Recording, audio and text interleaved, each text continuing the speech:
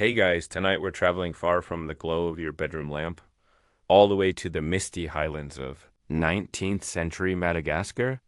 You'll hear rain tapping softly against carved wooden shutters, the hum of crickets in the distance, and the faint rhythm of hand drums carried through fog. Somewhere beyond those sounds waits a queen who preferred saplings to swords. Before you get comfortable, take a deep breath, let your shoulders sink into the pillow, and just in case you're one of those people who actually listens all the way to the end, go ahead and like the video and subscribe. But only if you genuinely enjoy slow stories about gentle rulers and unlikely peace treaties made of leaves. Now, dim the lights, maybe turn on a fan for that soft background, and let's ease into tonight's journey together. You step into the hills outside Antananarivo, where the red earth smells of clay and wet bark. The rain is thin, steady, and kind, just enough to wake the scent of everything green. The palace of Queen Ranavalona too rises ahead, not as a fortress, but as a garden. Banyans lean against terraces, and fig trees seem to sprout from the very walls. You're told the queen ordered them planted decades ago, insisting they would guard the kingdom longer than men ever could. Inside the courtyard, servants in woven lambacloths kneel to sweep fallen petals. There's no smell of iron, no. Clang of weapons, only smoke from slow-burning sandalwood fires and the earthy perfume of wet moss. The queen, you soon learn, has replaced the sound of marching soldiers with the murmur of gardeners. Her palace paths turned into nurseries of peace. Historians still debate whether she was an idealist or a cunning strategist. Some call her the green monarch, others the reluctant warrior. But one story recurs across every oral tale: the day she buried a royal sword in a pot of soil, declaring that no blade should gleam brighter than a new leaf. You find her in a wooden pavilion, sunlight slipping through carved shutters and painting her throne in shifting patterns. She's older now, her silver hair braided into a crown that glimmers like moonlit vines. At her feet sits a small chest carved from rosewood. When she opens it, you glimpse a talisman, a tiny wooden amulet shaped like a seed. It's nothing, she says with a smile. Just a blessing carved long ago. They say it makes even dry soil dream. This, the attendants whisper later, is the queen's secret. She believes every seed she touches carries her. Kingdom's future inside it. The palace courtyard is filled with strange sounds. Young pages chanting names of trees. Courtiers reciting proverbs that compare patience to roots. And the low thump of pestles grinding bark for dyes. The queen walks slowly among them, occasionally stopping to press her palm to a sapling stem. Grow straight, she murmurs. Grow strong, and don't quarrel. You can almost laugh. She's talking to trees the way other monarchs talk to generals. And yet, her kingdom listens. Foreign traders visiting from France and Britain write bewildered letters home. The Queen of Madagascar, one complains, wages war upon deforestation, as though it were a rival empire. Another marvels that her ministers measure success not captured. Lands but in hectares replanted. There are stories of her demanding that every soldier returning from patrol must plant 2 trees for every weapon carried. At first it was mocked, then it became law. Villages that refused found themselves gently forgotten by royal trade caravans. The queen didn't punish through battle. She simply redirected favor toward places that grew greener. One rainy afternoon, you're led by a palace herbalist through the inner courtyards. She shows you pools filled with lotus and papyrus, saying the queen believes even still water should have roots.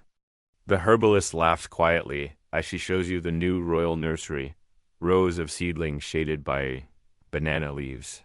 She says every sprout is a soldier of peace, the woman explains, and each one deserves a name. You stop beside a young traveler from the coast who's pressing his thumb into a pot of soil. He tells you that the queen's love for trees began after drought took her childhood village. She prayed for rain, he says, but when the clouds came, she planted. Instead of praising, said the gods had done their part, now it was our turn. Outside the nursery walls, thunder growls softly, like a sleepy animal. The herbalist leads you toward a high terrace where the whole valley spreads below. green upon red upon gold. There's a rhythm to it, the sound of rain, the whisper of leaves, and the distant hum of chants rising from the lower gardens dot in the evenings. When the rain lightens, the queen likes to walk the palace boundary barefoot, feeling the soil under her toes. She believes that a ruler should know the texture of her land as well as its politics. Some say that's superstition.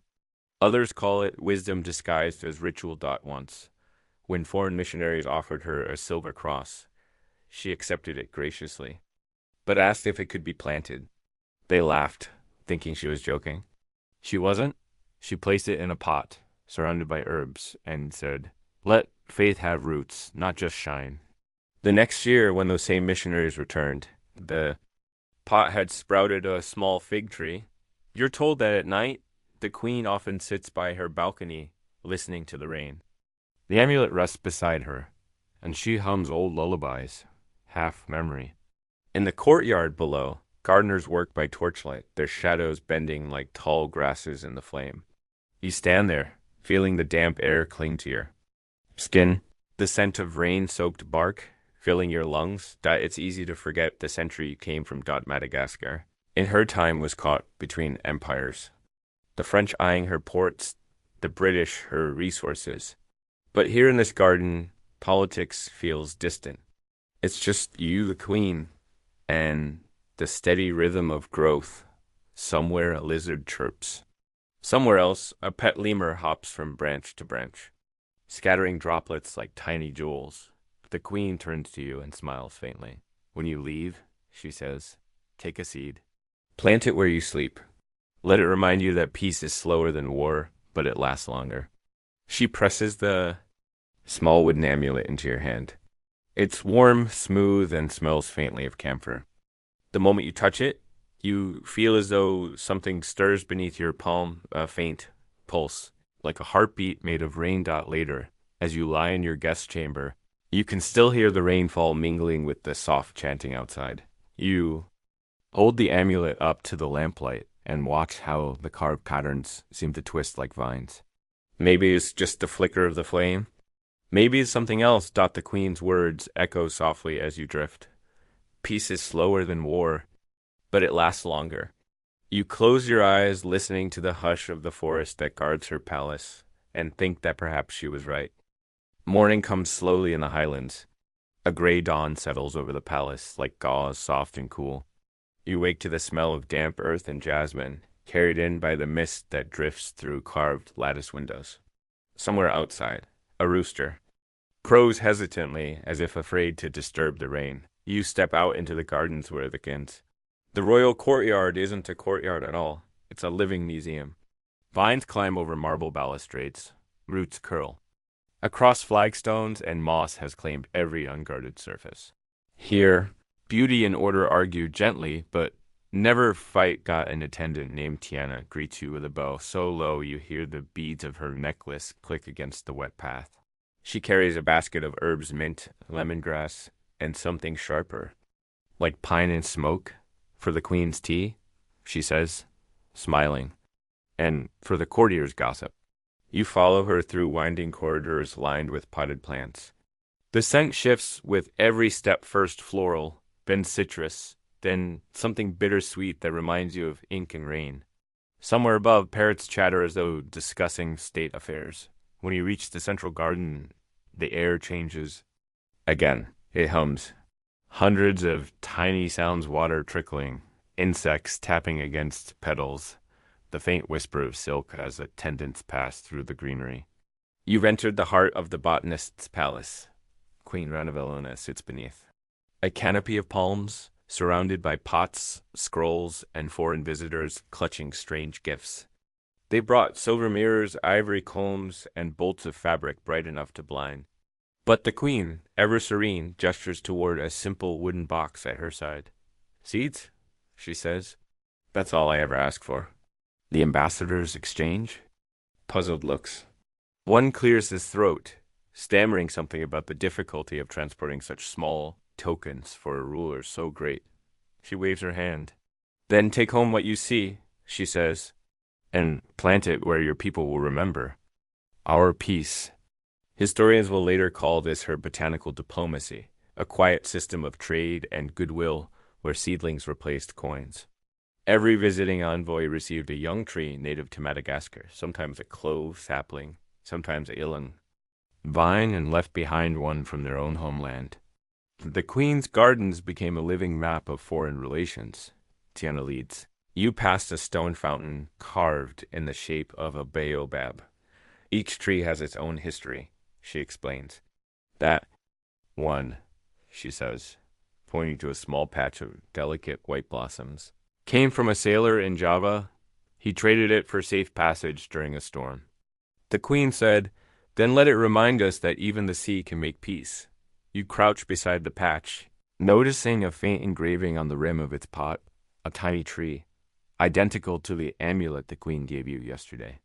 You run your thumb along its grooves and catch the faint scent of wax.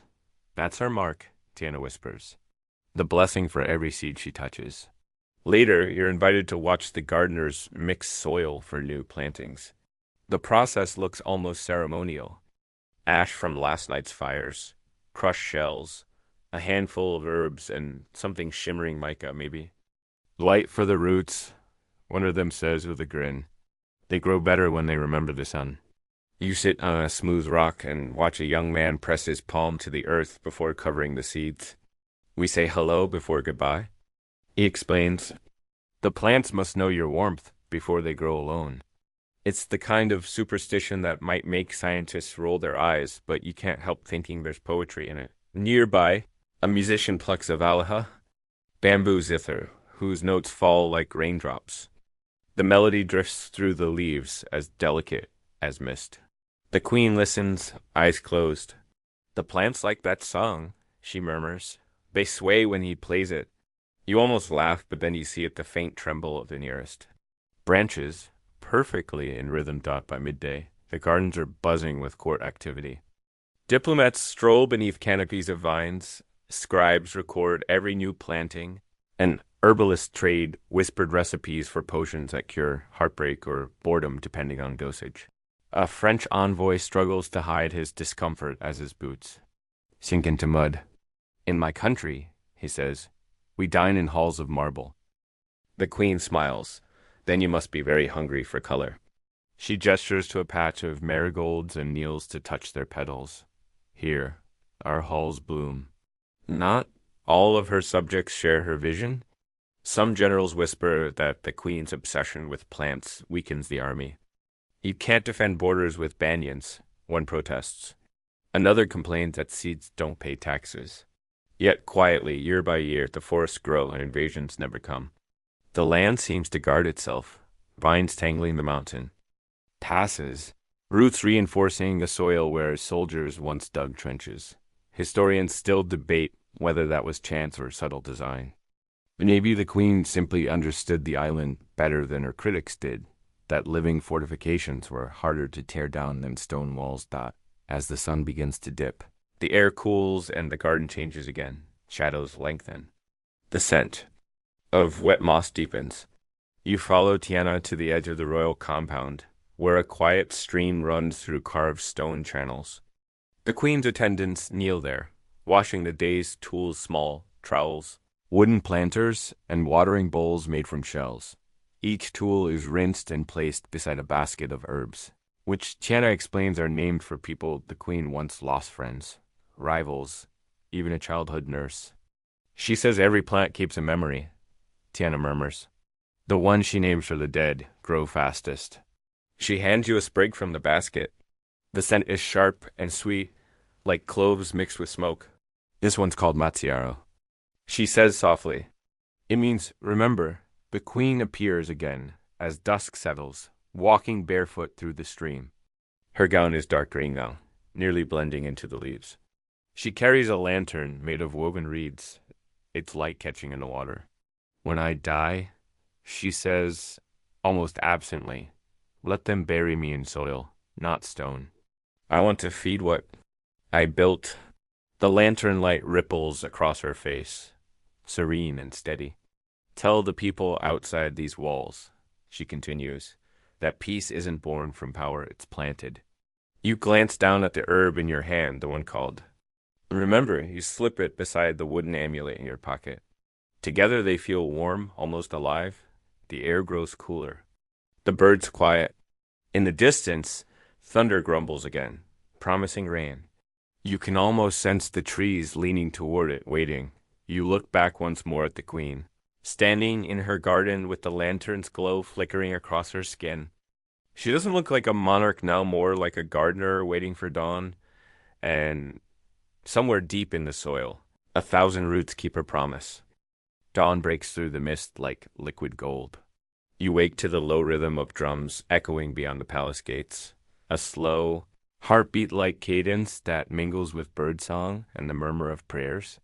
The air feels heavier today, charged with incense and anticipation. An attendant whispers that the queen will visit the sacred groves beyond the river lands older than the kingdom itself. You're invited to join her. It's not a ceremony for outsiders, she warns, but the queen believes every witness becomes part of the forest. You cross the threshold of the palace and enter the wild. The path narrows to a trail hemmed by tree ferns and towering palms.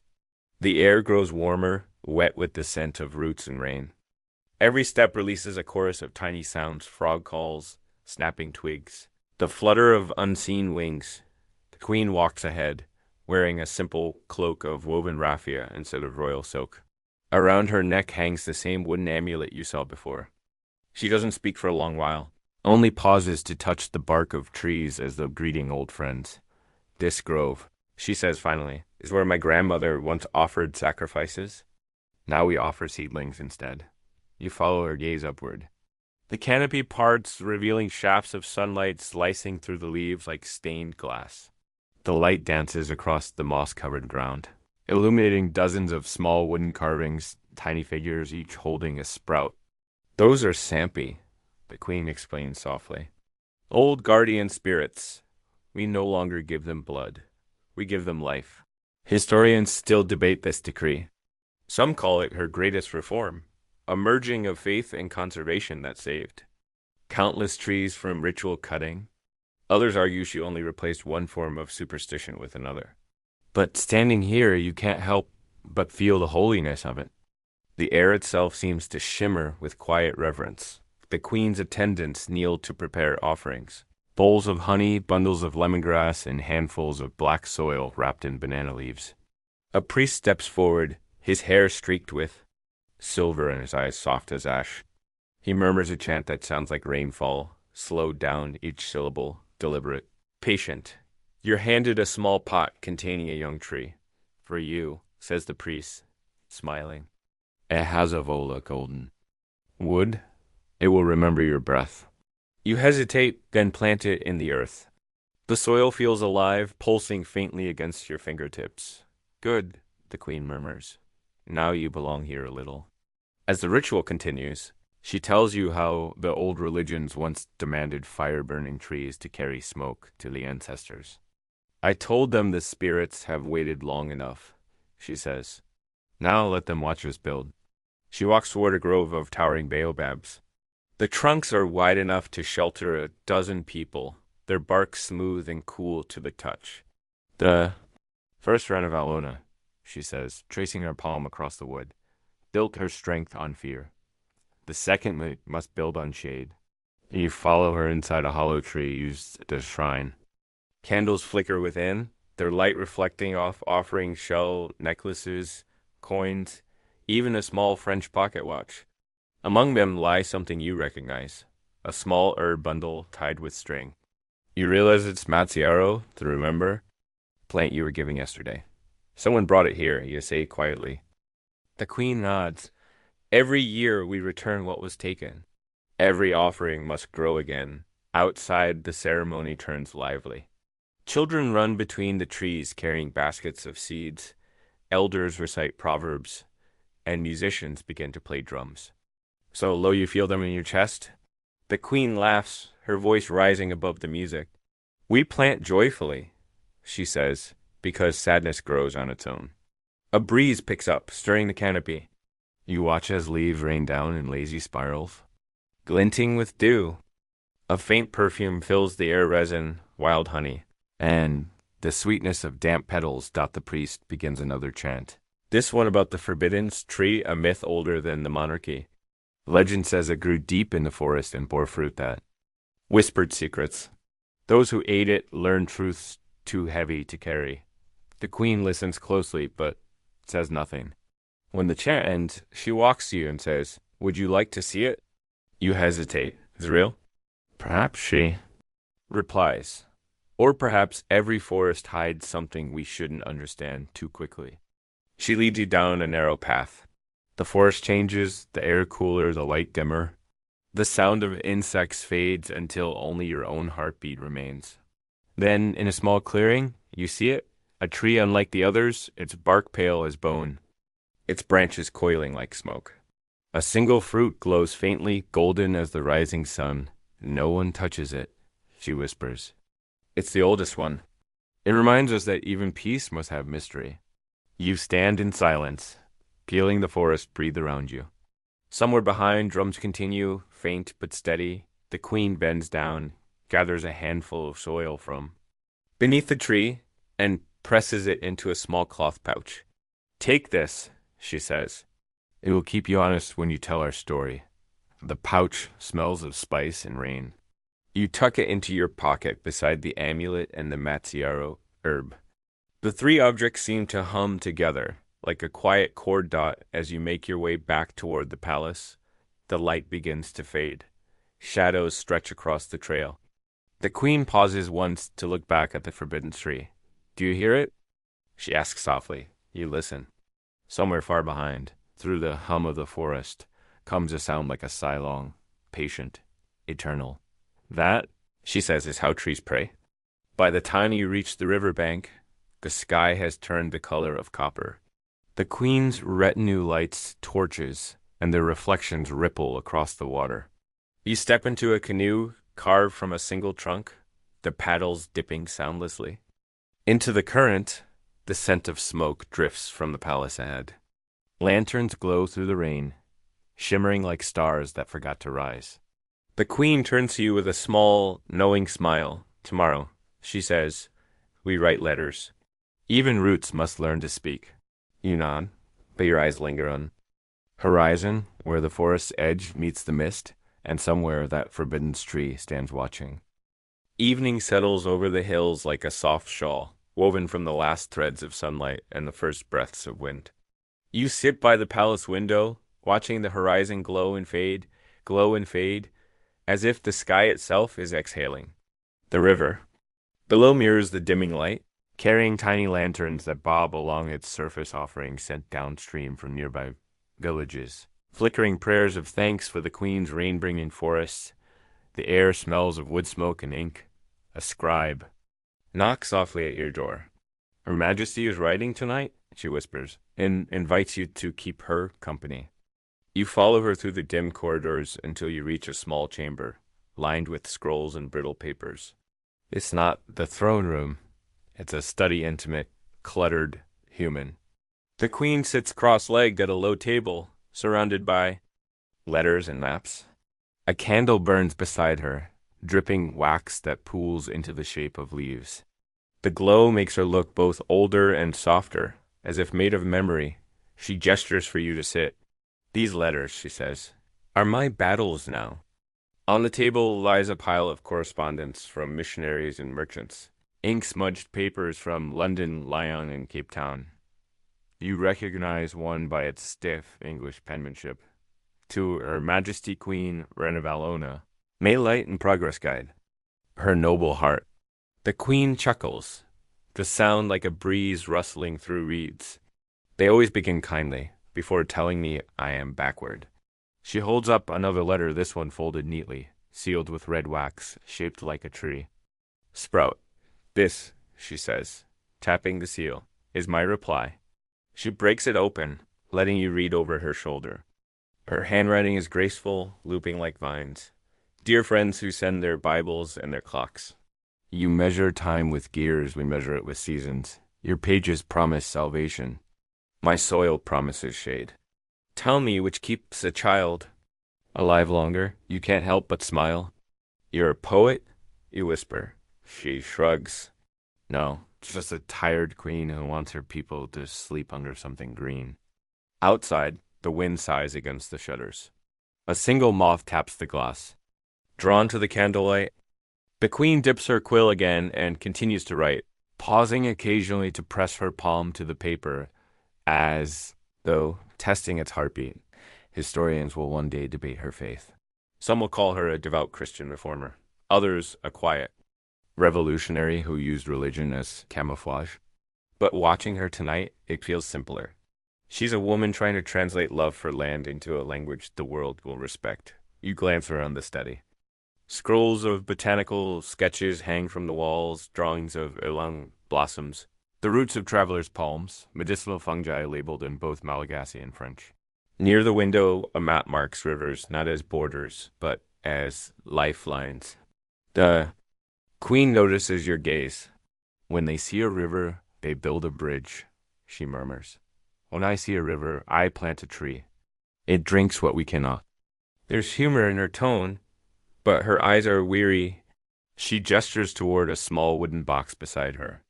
Inside rests the wax seal you saw earlier, shaped like a tiny sprout. That seal, she says, was made by my first gardener. He melted his own beeswax to carve it. Said I'd need something to make my promises look official. She presses the seal against another folded letter. When she lifts it, you can smell faint honey and smoke. Do you write often? You ask. Every night, she says, even if no one reads them. Words like roots find their way underground. A quiet fills the room, broken only by the scratch of the quill and the soft hiss of rain against the roof. You feel yourself sinking into the rhythm of it, the steady, unhurried pace of someone who's learned that growth takes patience. At some point, she reaches for a stack of foreign papers, French trading contracts, missionary journals, reports from British envoys describing her as an eccentric but shrewd ruler. She reads one line aloud, smirking. Her Majesty's environmental policies are quaint but impractical in the modern world. She dips her quill again. The modern world, she repeats. So fragile it must always remind itself that it's modern. She writes her reply directly beneath the insult. Quaint. Things endure. There's a warmth in her laughter, though. Not mockery, just patience. They send missionaries to teach us to pray, she says, but I think they fear that we already know how to listen. A thunderclap rolls across the valley. The candle flickers.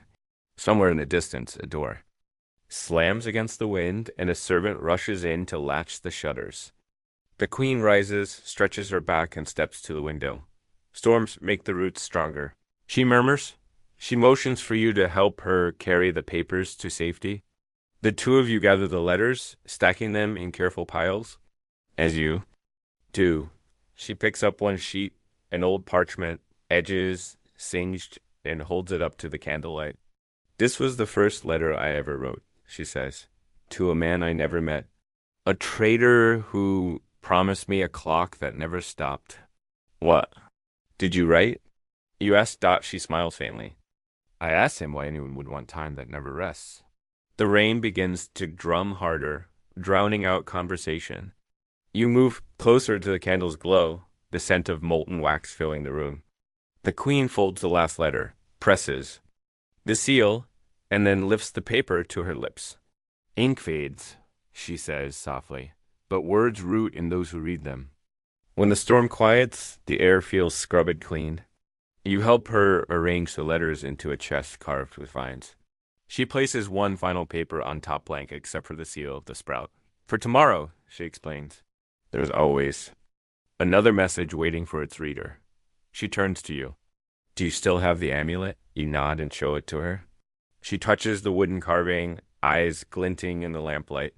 Good. Keep it near your heart tonight. Tomorrow, the forest will remember your name. As she speaks, the wind slips through the shutters, fluttering the blank parchment on the table. The candle flame dances and throws her shadow across the wall tall, still, crowned in flickering light. You realize then that her reign is not written in ink or treaties, but in the quiet persistence of things that grow. When you finally leave, her study, the scent of honeyed wax and damp parchment clings to your clothes. You walk through the hallways lit by lanterns that sway with the wind. Every few steps, you hear faint whispers of paper letters breathing softly in their sleep. You can almost imagine the trees outside reading them. The palace wakes under a silver dawn, washed clean from last night's rain. You walk through corridors where puddles reflect the painted ceilings, their images rippling as servants pass. Somewhere a rooster crows, though even it seems subdued, as if the morning air itself demands quiet. Today, you're told, marks the Queen's planting day, the anniversary of the first grove she ordered to replace a battlefield. It's not a holiday in the sense of feasts or parades. There are no drums or banners. The celebration is quieter, more like a collective breath. Shared across the island, when you step outside, the valley spreads before you, wrapped in mist. Children are already gathering at the edges of the royal garden, baskets of seeds balanced. On their heads, farmers kneel in lines beside soldiers, teachers beside traders, each waiting for the Queen to appear. The earth smells rich and awake. Then she emerges, wearing a simple cloak the color of ash and moss. Time has etched itself gently across her face, but her eyes are bright, watchful. She carries a small locket, shaped like a seed, hanging from a thread of woven silk. You recognize it immediately. It's the twin of the amulet you carry. She walks slowly to the center of the field and presses her hand into the soil. Peace begins again, she says, her voice steady but soft. The crowd echoes her words. Peace begins again. You kneel beside her, your fingers sinking into the cool earth. For a moment, the world feels impossibly still. You can hear everything, the rustle of clothes, the sigh of wind, even the faint rhythm of raindrops falling from the branches above as you plant the first sapling. You notice the Queen's locket, glinting in the dawnlight. It belonged to my mother, she says quietly. When I was a child, I thought it was filled with gold dust. But when she opened it, there was only a seed. You smile. And now? Now I think that's worth more. She pats the soil around her sapling, careful and deliberate. You do. The same. The motion feels simple but ceremonial. A promise disguised as work. Nearby, children are laughing as they dig holes too big for their seeds. An old woman hums a song you recognize from the night in a sacred grove.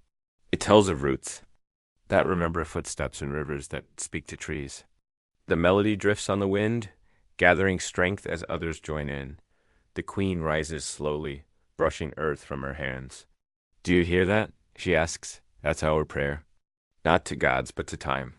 She begins to walk the perimeter of the field, touching each seedling in turn. For some, she whispers blessings. For others, only a name.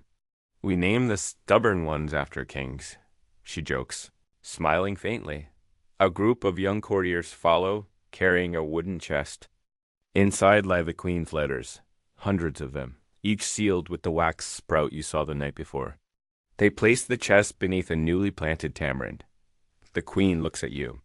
Words belong to the earth, too, she says. They'll decay into something useful. Historians will later say she was already ill that year, though she never showed it. They'll write of her reforms, her diplomacy, her stubborn resistance to colonization. But the people here remember her differently, not as a ruler, but as a gardener who asked them to trade swords for shovels. As the sun climbs higher, the mist begins to lift. The green of the hills brightens, and you can see miles of forest stretching. Toward the horizon, each grove a chapter of her reign. You realize that these trees are her monuments, grown instead of built. The Queen turns to you once more. When they come to take what we have, she says softly, the forest will slow them down. Not forever, but long enough for our children to learn how to grow again. You don't know if she means colonizers or time itself. Maybe both. A young girl runs up and offers her a woven crown made of vines and blossoms. The Queen accepts it with a laugh. Too much? She asks. Just enough, you reply. Later, when the planting is done and the crowd disperses, she invites you to walk with her through the older groves. The trees there are enormous now, their trunks wrapped in vines and lichens, their roots gnarled like the fingers of old storytellers. She moves slowly, one hand trailing along the bark as if reading from a script only she can see. "These are my archives," she says. "They remember more faithfully than paper." You pause beside a massive fig tree. A wooden plaque at its base bears an inscription in Malagasy simple words that translate to, "Let no one say this grew by accident." Beneath it, you notice something half buried in moss, a locket, cracked open, its seed still intact. The queen kneels beside it. "That one," she murmurs, "was mine." The wind picks up, carrying the faint scent of clove and damp bark. You realize she's crying, but quietly without sadness. "Every queen leaves something behind," she says. "I just wanted mine to grow." The forest hums around you, alive and endless. You look up through the canopy, where the sunlight filters in shifting ribbons. For a moment, the leaves seem to form the shape of her sigil, the small sprout you've seen again. From wax seal to amulet dot, she reaches out, resting her hand on your shoulder. "When I'm gone," she says, "take the amulet too. The next rainstorm, let it fall into the soil. That will be enough." You promise. That evening, the queen sits by the fire, wrapped in silence. The flames throw shadows across her face, soft and uncertain. She hums the same lullaby you heard in her gardens weeks ago, the one that sounded like rain talking to trees. When you leave her that night, you glance back once more. She's staring into the hearth, the light painting her eyes gold. The amulet glows faintly against her chest, pulsing like a heartbeat. The next morning, she doesn't come to breakfast. By midday, word spreads quietly. The queen has joined her ancestors. No morning drums sound. Instead, the forests themselves seem to shift, the wind softer, the light gentler, the rain steady but tender. Her body, they say, was buried beneath the first grove she planted. No stone marks the spot. Only a tamarind tree, taller each year. Years pass. You return one day, older now, to find that the palace has crumbled into the earth. Vines twist through its windows. Flowers bloom where soldiers once stood guard. The forest stretched farther than ever. Villagers tell you that sometimes, when the rain begins, they hear her voice in the leaves, amused and endlessly patient. You find yourself walking the same paths you once followed with her. And there, at the base of an ancient fig tree, something catches your eye. A small wooden locket, newly carved, resting in the roots. You open it and find a single seed inside. You smile. It seems the forest remembers your promise. You kneel, press the seed into the soil, and whisper, "Peace." Begins again. And now, as the story settles, let your breath follow the rhythm of the forest, the slow inhale of rain, the gentle exhale of wind through leaves. Picture the Malagasy highlands bathed in twilight. The last birds are quiet now, tucked beneath branches that drip softly from the evening's mist. You stand at the edge of the queen's old garden. The palace is long gone, replaced by silence and green.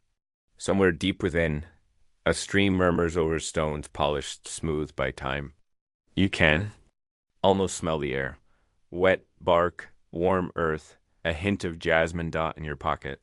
The amulet still rests. It's lighter now, as if emptied of duty. You remember her voice steady, kind, saying that peace is slower than war, but it lasts longer. You smile, knowing she was right. The wind rises once more, brushing across your face like a familiar hand. It carries the scent of new rain and faraway firewood. Each breath seems to root you deeper until you feel part of the earth itself, a small, steady heartbeat beneath a canopy of memories, maybe somewhere across oceans and time zones. Others are listening too. Maybe they're hearing the same quiet promise that began in the queen's garden. That gentleness, though fragile, can outgrow empires. So tonight, as you drift towards sleep, imagine her forests stretching endlessly, branches swaying, roots whispering. Below, the soil humming its patient song. You don't need to remember every name or every seed. Just the feeling of rain on warm soil and the soft certainty that peace, once planted, never truly dies. End of script. Sweet dreams.